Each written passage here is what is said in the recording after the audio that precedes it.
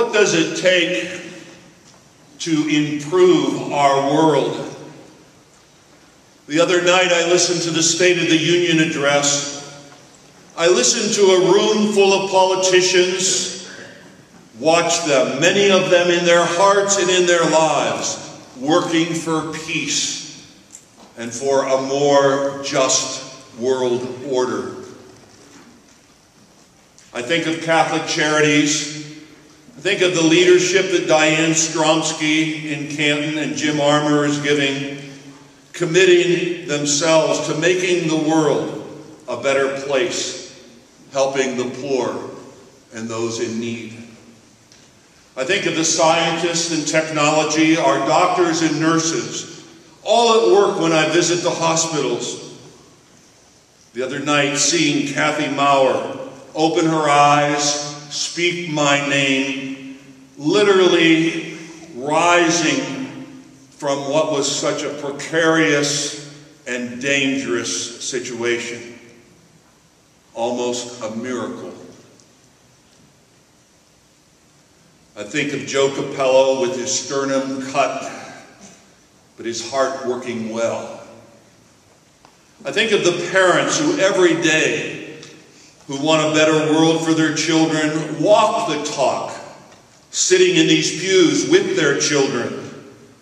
They go beyond the superficial and the surface, living their lives in faith. I think of the young men and women, the older men and women, who over the past 50-some years have come through these doors.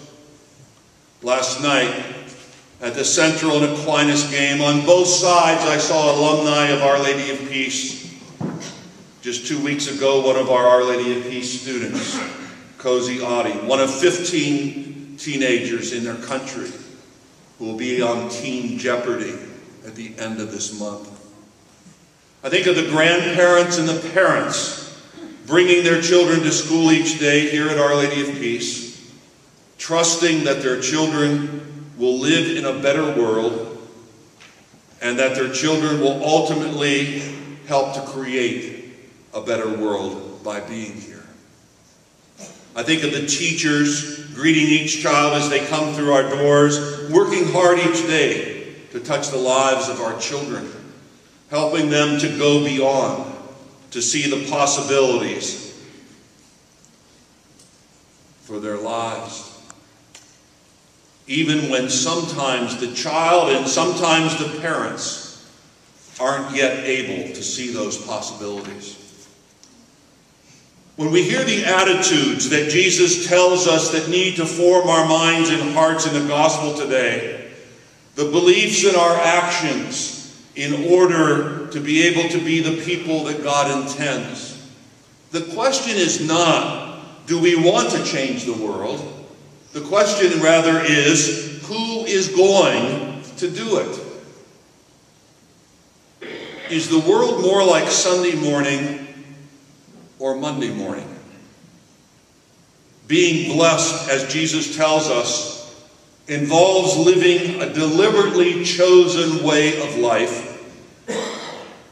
It means living according to an unselfish standard. A gospel of love becomes the driving force for all whose path we cross. Somehow I believe that we need to be able to show the world how to live, making it impossible to forget how Jesus lived. There's a certain name I give our children, and I call them by that name. Both at Walsh and both here. I call them and greet them child of God. I do that because I believe that they can become what they are called. During Catholic Schools Week, in Our Lady of Peace, I can call each child a child of God, and over time I hope and pray that the transformation will take place.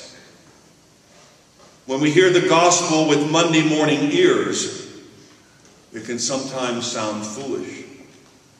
My goal for our school, our parish, is that together we will be blessed and we will be able to see the world the way Jesus sees it.